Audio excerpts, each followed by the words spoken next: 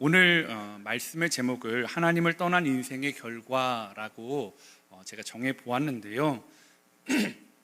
그러기에 앞서서 그러면 하나님을 떠났다라는 게 뭘까를 한번 생각해 보아야 될 것 같습니다. 여러분은 하나님을 떠났다라는 것을 어떤 모습을 말하는 것이라고 생각을 하십니까?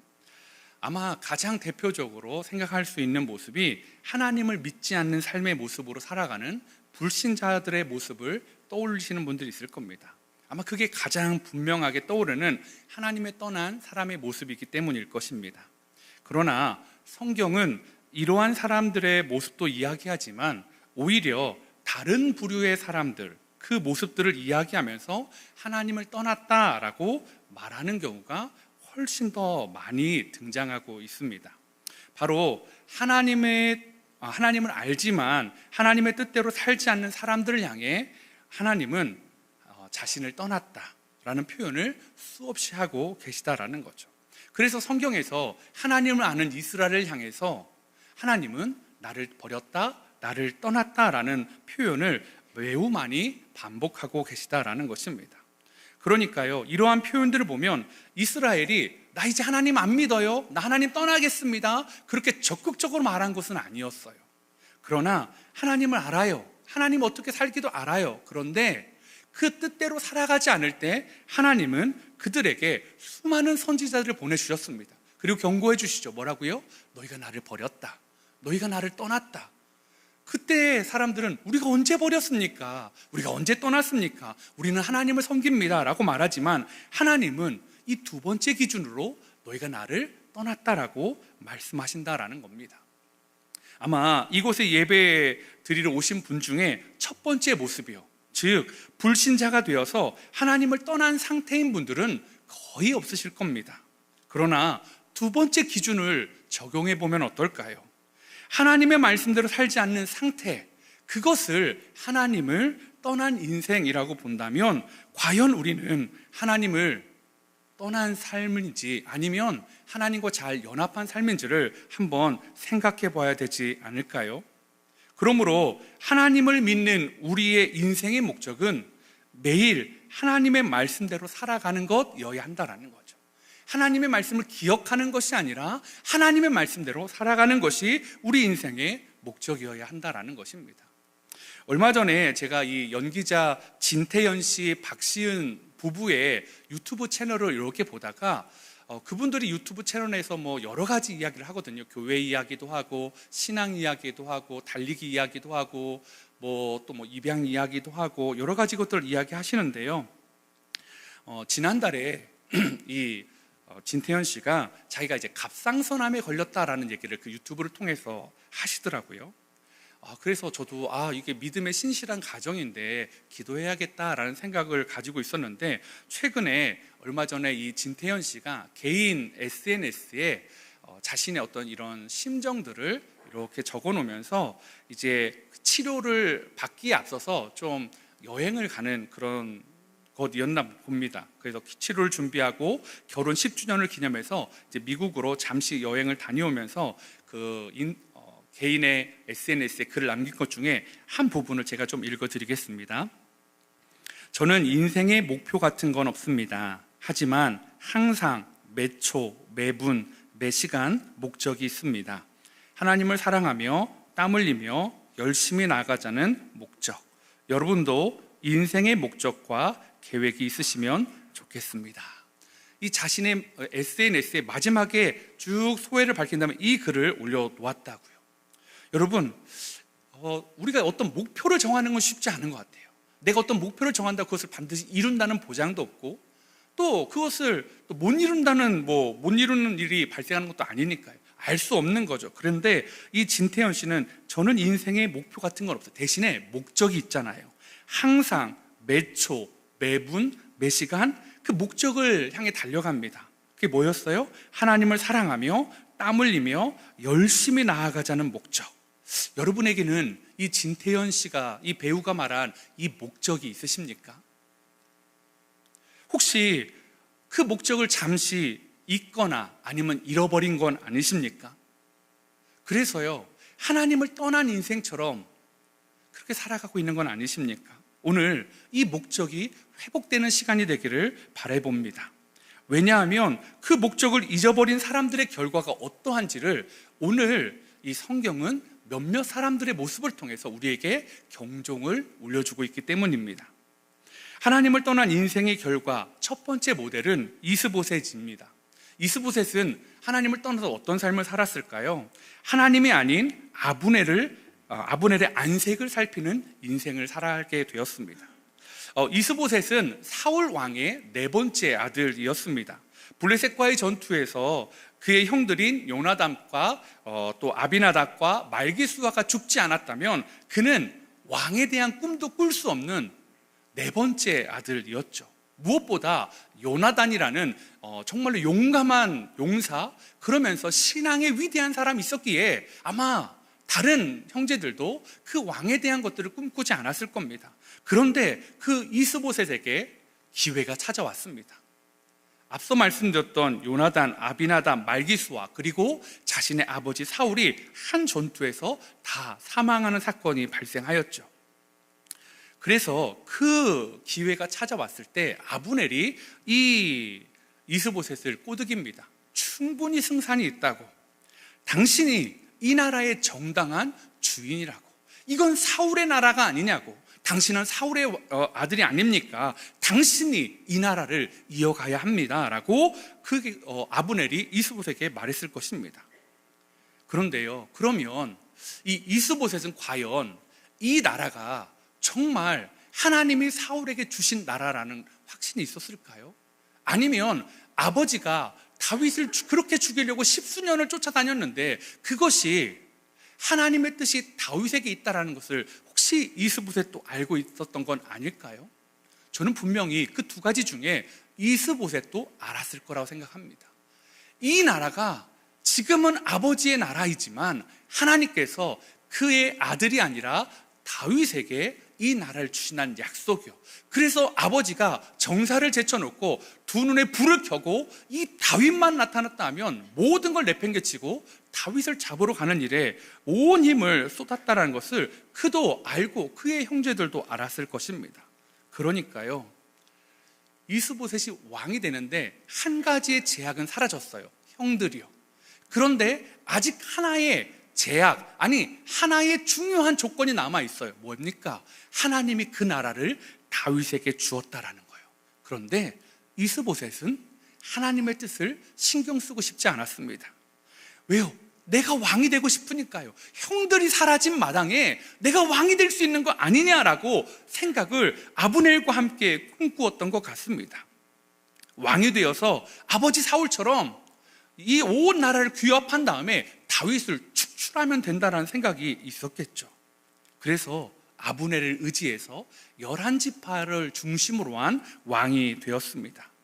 그러면 무려 11지파입니다. 12개 지파 중에 11개 지파의 왕이 되었으니까 그래도 아버지만큼은 살아가야 되는 것 아닙니까? 그래서 그의 인생은 자유롭고 자신의 뜻대로 살아갔을까요? 오늘 성경은 아니다라고 말하고 있습니다. 이스보셋이 아브넬을 의지하여서 그의 왕권을 다졌기 때문에 이 아브넬이 명목상 왕은 이스보셋이었지만 자꾸 선을 넘는 거예요. 근데 처음엔 간을 좀 보다가 한 걸음 한 걸음 더 들어오면서 자기가 왕처럼 행동하는 게 못내 불편했습니다. 그런데 아버지 사울왕의 첫 리스바를 취할 때 그만 이 이스보셋도 참을 수가 없어서 폭발했죠. 그런데 그 결과는 자신에게 비참한 뿐이었습니다. 사무엘하 3장 11절에 이렇게 말합니다. 이스보셋이 아브넬을 두려워하여 감히 한마디도 대답하지 못하니라. 어떤 결과입니까? 아브넬을 두려워하여 한마디도 못하는 그런 왕이 되었다라는 거죠. 그것도 억울한데, 그것도 비참한데 아브넬이요, 이 11개의 지파를 다윗에게 갖다 바치겠다라는 겁니다. 그래서 다윗을 만나러 갔어요. 그리고 돌아오는 길에 다윗의 장수인 요압에게 피살되었죠. 그러면 지금 어떤 마음이 이스보셋에게 찾아와야 됩니까? 내가 죽이고 싶었던 사람, 내가 꺾고 싶었던 사람, 내가 온전히 왕권을 차지하기 위해 장애물이었던 아브넬이 죽었어요. 그러면 그 마음에 어떤 마음이 들어야 되냐고요? 기뻐해야 되는 건 아닙니까? 행복해야 되는 것 아닙니까? 더 왕권을 멋지게 휘둘러야 되는 것 아닙니까? 그런데 오늘 성경에서는 조금 다른 이야기를 하고 있습니다. 사무엘하 4장 1절입니다. 우리 한번 같이 읽어볼까요? 시작. 사울의 아들 이스보셋은 아브넬이 헤브론에서 죽었다함을 듣고 손에 맥이 풀렸고 온 이스라엘이 놀라니라. 예, 아브넬의 죽음의 소식을 들은 이스보셋은 더 큰 고통과 절망을 맞이하게 된다라는 거죠. 손에 힘이 빠져서 아무것도 할 수 없는 지경에 빠지게 되었습니다. 왜냐하면 이스보셋 마음에 두 가지 마음이 있었던 거예요. 하나는 아브넬을 두려워하고 아브넬을 미워하고 아브넬을 찍어버리고 싶은 마음과 또 하나는요, 그를 의지하는 마음이에요. 그런데 그가 사라지니까 그를 의지했던 마음이 확 부각이 되는 거예요. 이 11개 지파를 모을 수 있던 힘이 누구에게 있었지? 아브넬. 이 11개 지파의 군대의 장이 누구지? 아브넬. 누가 다윗의 나라와 싸울 수 있지? 아브넬. 그 사람이 없어진 것입니다. 우리는 이러한 이스보셋의 모습에서 매우 중요한 사실을 하나 깨닫게 됩니다. 하나님을 떠나서 살면 자신의 왕국을 이룩하고 잘 살 것 같았던 이스보셋의 모습을 통해서요, 우리 하나 배우는 게 뭡니까? 하나님을 떠나면 결국 다른 누군가의 눈치를 봐야 된다는 거예요. 하나님 눈치 보기 싫어서 하나님의 안색을 살피는 게 싫어서 떠났어요. 그랬더니 누구의 안색을 살핍니까? 아브넬의 안색을 살피는 인생이 되어버렸다라는 것입니다. 이게 얼마나 불쌍합니까? 왕이라는 칭호를 가지고 있지만 아무것도 스스로 할 수 없는 꼭두각시 인생. 그를 미워하지만 그를 버릴 수 없는 사람. 그를 의지하고 싶은 마음을 있지만 그가 사라지면 아무것도 할 수 없는 사람. 이러한 이스보셋의 모습은요, 다만 그의 혼자만의 문제가 아닌 것 같습니다. 왜냐하면 아담과 하와 때부터 이러한 문제가 반복되고 있기 때문이다라는 것입니다. 아담과 하와도요, 자신의 인생의 주인이 되고 싶었습니다. 그래서 뱀이 유혹하죠. 이거 선악과 먹어봐라. 그러니까 이거 먹으면 너희가 하나님처럼 될 거야. 그 말을 듣고 보니까 보암직도 하고 먹음직도 한 겁니다. 그래서 그 선악과를 먹었습니다. 그래서 그들의 인생이 정말 행복해졌나요? 아무런 간섭 없이 정말 자신의 인생의 주인이 되고 왕처럼 살았나요? 아니었습니다. 그들의 인생에 왕이신 하나님이 아닌 죄가 그들의 왕이 되고 사단의 눈치를 보면서 살아야 하는 존재가 되었다라는 것입니다. 이게 인간의 숙명인 것 같습니다. 아담과 하와로부터 그리고 수많은 사람들을 지나서 이스보셋을 지나 지금까지도 하나님을 떠난 인생의 모습이 바로 이러하다라는 것입니다. 하나님을 떠나면 마음껏 살 수 있을 것 같은데 또 다른 신을 섬겨야 돼요. 또 다른 것에 굴복해야 됩니다. 하나님이 아닌 다른 주인을 섬겨야 한다라는 거죠. 그리고 그것이 무엇이든 간에 제가 확신하는 게 있는데 그것은 하나님보다 결코 좋을 수 없다라는 거죠.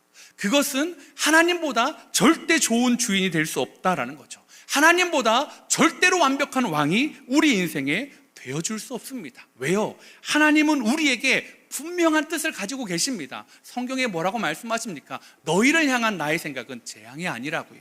평화를 주시는 거라고 말씀하십니다. 그리고요, 우리에게 돌과 뱀과 같은 저주를 주시는 게 하나님의 목적이 아니라 떡과 생선처럼 좋은 것을 주시는 게 나의 뜻이다라고 하나님은 분명히 말씀하고 있습니다. 이런 왕이요, 이런 주인을 버리면 어디 가서 정말로 어떤 주인을 만나든지 간에 우리를 이용하고 우리를 그리고 속이는 그런 사람밖에 만날 수 없다라는 것입니다. 만약 이스보셋이 요나단처럼 하나님의 뜻에 순종해서 다윗에게 귀순했다면 어떤 일이 벌어졌을까요? 물론 역사에 만약이라는 건 없지만 말입니다. 아마도 다윗은 그를 받아줬을 거예요. 생명을 보존할 수 있도록 도와주었을 거예요. 왜냐하면 다윗은 늘 그렇게 살았으니까요. 이스보셋이 좋아서가 아니라 다윗은요, 사울과 맹세한 적이 있었습니다. 사울이 맹세를 하게 만들었어요. 뭐라고요? 네가 내 후손을 끊지 않고 우리의 가문이 이어질 수 있도록 하나님 앞에서, 여호와 앞에서 너 맹세해라. 다윗이 사울 앞에서 그 맹세를 했습니다. 그러면 다윗은, 우리가 봤던 다윗은 어떤 사람이에요? 좋든 싫든, 내가 기뻐하든 싫어하든 하나님 앞에 했던 약속을 지키기 위해 몸부림쳤던 사람이다라는 거죠. 하나님 마음에 합한 사람이 그런 사람이었습니다. 그러니까요, 어쩌면 이스보셋은 하나님의 왕권이 다윗에게 있다는 걸 알고 다윗에게 나라를 바쳤다면, 아브넬의 말에 귀를 기울이지 않았다면 그의 삶은 왕은 아니었지만 하나님의 나라에서, 하나님의 통치가 있는 다윗의 나라에서 행복할 수 있지 않았을까요? 하나님의 말씀에 귀를 닫고 자신의 길을 걸어갔지만 결국 아브넬의 눈치를 봐야 되는 그 인생이요, 그런 아브넬이 죽고 나라의 구심점이 사라져서 위기의 순간, 그러면 자기가 원하는 상황이 되었는데 이 이스보셋이 어떤 모습을 보입니까? 사무엘하 4장 5절입니다. 부에롯 사람 림몬의 아들 레갑과 바하나가 길을 떠나 볕이 쬐을 때쯤에 이스보셋 집에 이르니 마침 그가 침상에서 낮잠을 자는지라. 여러분, 위기의 순간입니다.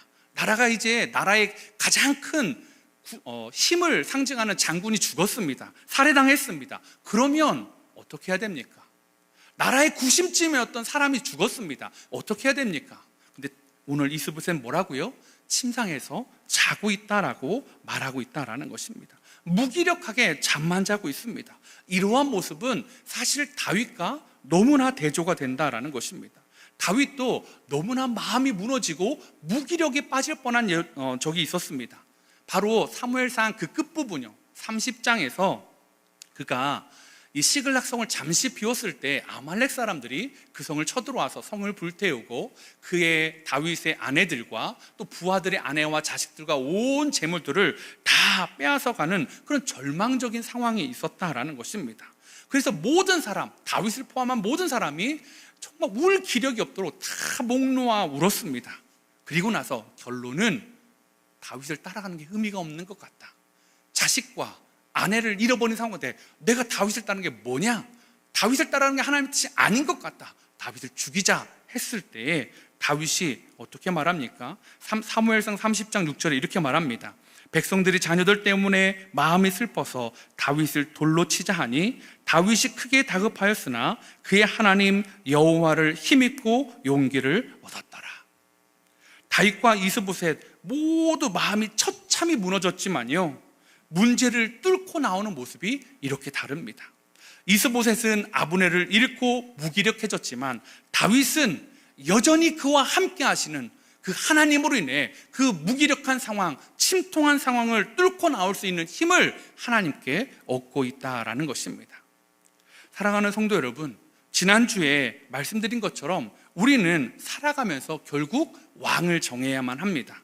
하나님을 나의 왕으로 모시며 살아갈 것인지, 아니면 스스로 내가 왕이 될 것인지, 아니면 또 누군가를, 다른 무엇을 왕으로 섬길지, 그것도 선택해야 된다라는 걸 말씀을 드렸습니다. 여러분의 왕은 누구십니까? 제가 가끔 이 청석공원을 가다 보면 그 청석공원 내려가기 전에 그 도로 노상에 이렇게 테이블과 의자를 놓고 이렇게 앉아있는 분들이 계시더라고요. 처음에는 이게 뭘까 하고 궁금해서 한번 쳐다본 적이 있었습니다. 유심히 보니까요, 그게 뭐였냐면 타로 점 보는 좌판이더라고요. 근데 그게 한 번만 있는 게 아니었어요. 제가 이렇게 지나갈 때 보면 이게 이때 종종, 때로는 한 팀, 때로는 두 테이블이 그 청석공원 그 노상에 늘 있어요. 그래서 제가 생각했습니다. 야, 이게 여기 오는 사람들 보면 청소년들이나 이게 좀 이렇게 사람들이 이렇게 막 왔다 갔다 하는데 거기에 한 팀 아니면 두 팀이 좌판을 펴고 있는 거 보면 그걸 보는 사람들이 있으니까 거기에 좌판을 펴는 것 아니겠습니까? 요즘 TV나 뭐 OTT 프로그램을 보면 자연스럽게 이런 점 보는 것들이 너무 자연스럽게 등장합니다. 타로점 보는 것들이요, 뭐 등장하지 않습니까? 그냥 그때 웃으며 그냥 그런가 보다, 그냥 뭐 일부겠지, 재미겠지, 그렇게 생각했었는데요, 제가 요즘 들어서 그게 재미가 아니라는 것을 뼈저리게 느낍니다. 온 나라가 무속인에 빠져 있는 것 같습니다. 온 나라가 미신에 빠져 있고요, 무당에 빠져 있고요, 그들에게 뭐 수천만 원, 뭐 수백만 원 돈을 들이고 기도받는 연예인들, 또 그런 정치인들이 너무나 많다는 것을 뉴스를 통해서 보게 됩니다. 여러분, 세상 사람들이 뭐라고 하죠? 교회 다닌다고 하면 뭐라고 합니까? 야, 너 아직도 교회 다녀? 너 왜 그런 거 다녀? 그런 얘기 많이 들으시잖아요. 근데 그들이 하나님 버리고 하는 게 뭐예요? 다른 걸 찾았어요. 어떤 법사, 어떤 무당, 어떤 타로점, 그런 걸 자신의 왕으로 섬기고 살아가고 있는 모습들이요. 여러분, 그 모습이 아름다워 보이십니까?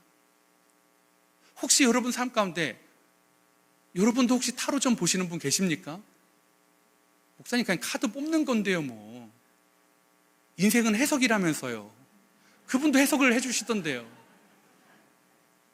아니면 연초가 되면 토정 비결, 아니면 명리학 이런 것들 통해서 혹시 여러분들은 그것을 의지하고 있지는 않으십니까? 여러분, 주인이 누구시냐고요.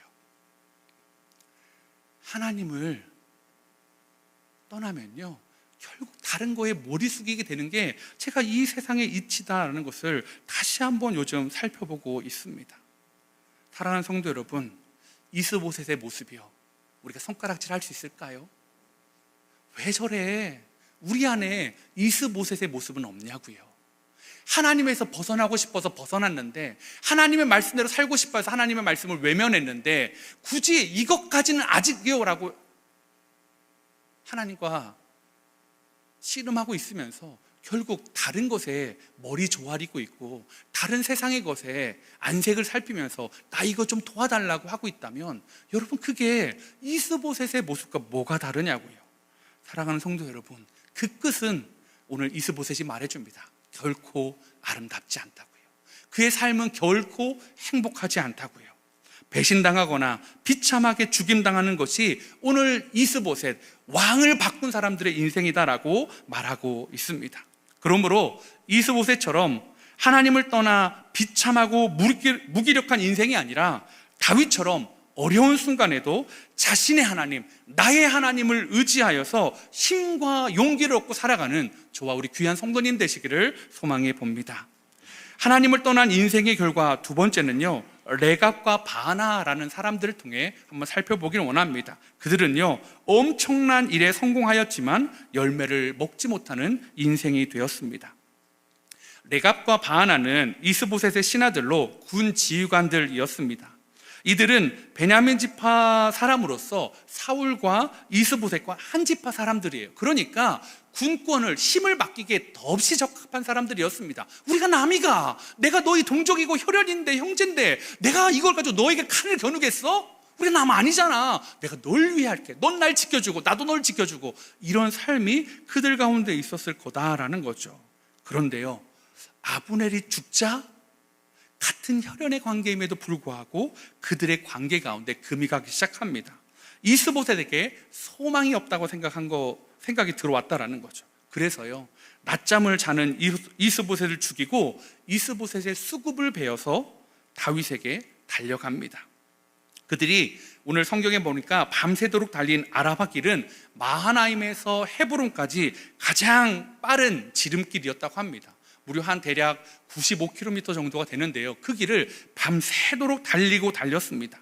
이 거리를 쉬지 않고 달리는 이유는 이 기쁜 소식을 다윗에게 전해주는 것이었습니다. 그리고 다윗의 원수의 목을 다윗에게 보여주기 위함이었다라는 거죠. 레갑과 바하는요, 이제 이 이스라엘이 11지파 대 1지파라는 이 대치구도를 끊어버릴 수 있는 엄청난 이 일을 그들이 했다라는 것을 우리는 알 수가 있습니다. 두 사람 때문에 다윗은 자신의 손에 피를 안 묻혀도 되는 일이 발생한 겁니다. 다윗이 왕이 되기 위해서는요, 이스보셋과의 전쟁이 정말로 어쩔 수 없이 있어야 되는 것 아닙니까? 그런데 다윗은 그 전투를 할 때마다 늘 염두에 두는 게 있었어요. 너무 과격하면 안 돼요. 너무 잔인해도 안 돼요. 너무 압도적으로 이겨서 그들에게 사상자를 많이 내도 안 돼요. 왜요? 나는 유다 지파만의 왕이 아니라 12지파의 왕이 돼야 되는데, 내가 11지파와의 전투에서 11지파를 너무 많이 비참하게 그들을 죽여버리면 그들의 원망이 다윗에게 쏟아질 거니까요. 또요, 사울의 아들 이스보셋을 죽여버리면 또 그를 추종하는 몇몇 사람들이 다윗을 왕위 찬탈자라고 욕할 것이기 때문이다라는 거죠. 그런데 그런 일을 없이 해준 사람이 레갑과 바하나예요.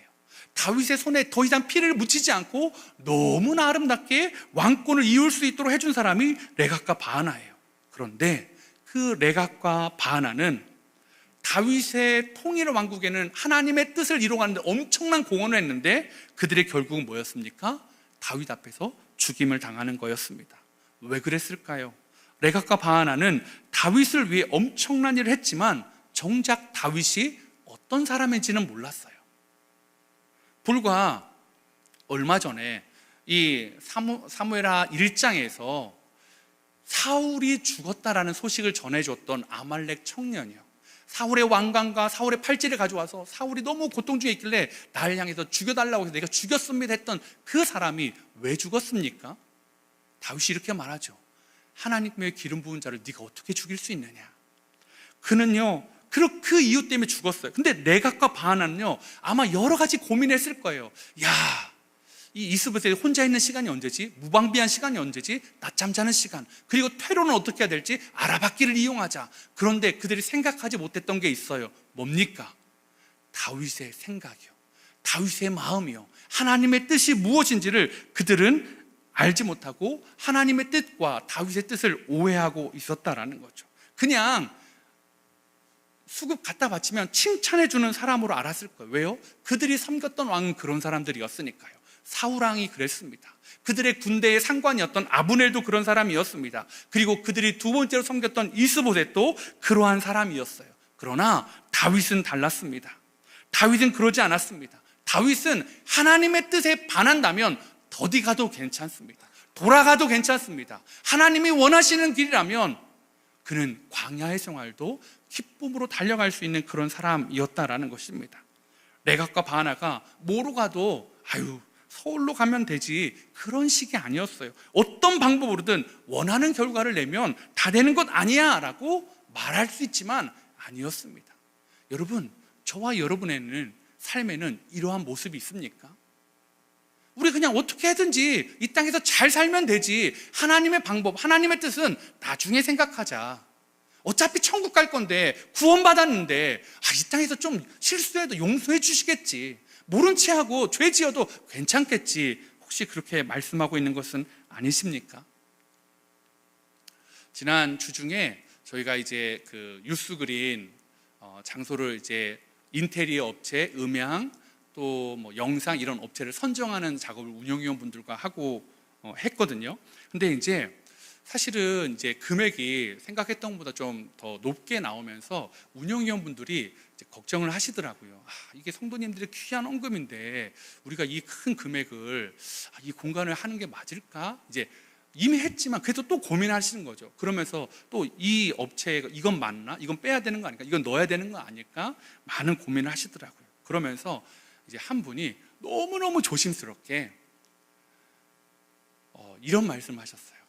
목사님, 아는데요, 우리 교회의 정신도 알고 우리 교회가 어떻게 하는지도 아는데, 다 아는데요, 이게 금액이 너무 크다 보니까 업체랑 잘 이야기하면 부가세를 이렇게 빼면 이게 몇백만 원이 되는 거죠. 이제 금액이 크다 보니까. 그러면 성도님들의 헌금을 몇백만 원을 아낄 수 있는데 혹시 이번에는 그렇게 해보는 건 어떨까요? 너무 사실 조심스러운데 어떻게 생각하세요? 너무 조심스럽게 여쭤보시는 거예요. 어떻게 했을까요, 여러분? 너무 그냥 자연스럽게 그냥 모든 분들이 그래도 내죠. 왜요? 왜 그렇게 합니까? 우리 아이들의 공간, 여러분의 하나님의 뜻을 위해서 이렇게 막 하는 거 맞잖아요. 우리 아이들한테 좀 더 좋은 환경 가운데 예배드리게 하고 하는 그것도 목적인데요, 그 과정도 저는 아름답길 원합니다. 비록 몇백만 원 엄청난 돈이에요. 그러나 세상의 방법으로도 우리가 꼼수가 아니었으면 좋겠어요. 우리 아이들을 위한 공간 하는데 그걸 마련하시는 분들에게 혹여나도 탈세를 이렇게 좀 할 수 있는 그런 마음은 되지 않겠다라는 마음이 있었습니다. 하나님의 뜻대로, 하나님의 방법대로 하자라는 게 너무 모든 다 그분을 포함한 모든 사람의 마음이었어요. 여러분, 저는요 함께 그린 교회가 그런 교회로 계속 가길 원합니다. 여러분의 삶은 어떠실까요? 하나님이 여러분을 향한 삶은 어떠실까요? 여러분은 하나님의 뜻도 너무너무 잘 아시지만 그 뜻을 이루어가는 방법도 하나님은 너무 관심 있게 보지 않으실까요? 여러분 어떠십니까? 하나님의 말씀은 아는데 그 뜻을 이루어가는 방법은 여러분의 방법대로 레갑과 바하나처럼 선택하고 있으신 건 아니십니까? 아니면 다윗처럼 좀 더뎌도 좀 늦어도 하나님을 의지하고 그 길을 걸어가고 있으십니까? 사랑하는 성도 여러분, 하나님은요 놀랍게도 과정과 결과를 다 중요하게 보시는 분이에요. 그런데 그러면 우리에게 부담이잖아요. 하나님 너무 힘들어요. 과정도 결과를 다 아름답게 하는 게 얼마나 어렵습니까? 그러면 하나님 우리에게 하나만 신경 쓰라고 말씀하십니다. 과정일까요? 결과일까요? 과정이요. 왜냐하면 하나님이 이렇게 말씀하시기 때문입니다. 예레미야 33장 2절 3절에 이를 행하시는 여호와, 그것을 만들며 성취하시는 여호와, 그의 이름을 여호와라 하는 이가 이와 같이 이르시도다. 너는 내게 부르짖으라. 내가 내게 응답하겠고 네가 알지 못하는 크고 은밀한 일을 네게 보이리라. 결과는 누가 주신대요? 하나님이요. 이를 행하시는 분 여호와, 이를 성취하시는 분 여호와, 다윗을 왕되게 하시는 분 레갑과 바하나가 아니라 아브넬이 아니라 이스보셋이 아니라 여호와 하나님이라는 그 믿음이 있으니까요, 다윗이 하나님이 나를 목동에 있는 곳에서 왕으로 부르셨다면 그 목적지에 이르게 하시는 분 하나님인 줄 믿습니다. 나는 하나님의 방법대로 걸어가겠습니다. 내게 힘이 있어도 북쪽에 있는 11개 지파 마음껏 도살하지 않겠습니다. 나 점점 강성해져 가는데 내가 마음껏 해서 그들을 빨리 죽이고 통일하는 것이 내 목적이 아닙니다. 하나님의 방법을 따라 살아가는 것이 저의 목적입니다. 사랑하는 성도 여러분, 그런 의미에서 아까 우리가 설교 초반에 했던 이 진태경 씨의 그 말이요, 저는 인생의 목표 같은 건 없습니다. 너무 큰 목표가 우리 안에 잘 보이지 않을 수 있습니다. 하지만 저와 여러분이 항상 매초, 매분, 매시간 목적은 있었으면 좋겠습니다. 하나님을 사랑하며 땀 흘리며 열심히 나아가는 자, 그것을 목적으로 삼는 사람, 그것을 인생의 목적과 하나님의 계획으로 믿고 묵묵히 걸어가는 자에게 하나님이 어떤 은혜를 주실까요? 사무엘하 4장 9절에 다윗이 이렇게 이야기합니다. 레갑과 바하나에게 야, 나의 하나님은 이런 하나님이야. 뭐라고요? 다윗이 부에로 사람 림몬의 아들 레갑과 그의 형제 바하나에게 대답하여 그들에게 이르되 내 생명을 여러 환난 가운데서 건지신 여호와께서 살아계심을 두고 맹세하노니. 나를 환난에서 건진 건 가도왕 아기스가 아니야.